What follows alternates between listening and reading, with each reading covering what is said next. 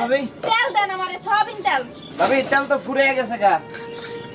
কি কিসের তেল ফুরাই গেছে? হ্যাঁ আমি বুঝতে পারছি, আমি খুব ভালো করে বুঝতে পারছি আমার স্বামী আপনার তেল দিতে না করছে, তাই না? হ্যাঁ আরে না ভাবি, কই? সত্যি সত্যি তেল ফুরে গেছে। এই যে ভাবি, এই যে হনে দোকানের ভিতর ঢুকেন না তো, মহিলা মানুষ আপনি বাইরেন। আরে ভাবি কি করতেছেন? তেল কই? বাইরেন সে মহিলা মানুষ কোন তো বাইরেন।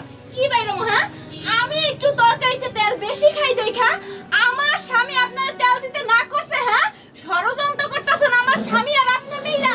শুনেন, তেল আজকে আমি নিয়ে জামাইটা কইয়া দিলাম। আরে দোকানে তেল নাই, বাজার থেকে তেল পাইনি, আমরা কি করব? না পাইলে আইনা কেমনে বেচুম? পাইকারি দোকানে নাই তেল, আপনি জানতো আরে তেল নাই টাকা, এটা তো কমেন কি লেগে নাই তেল?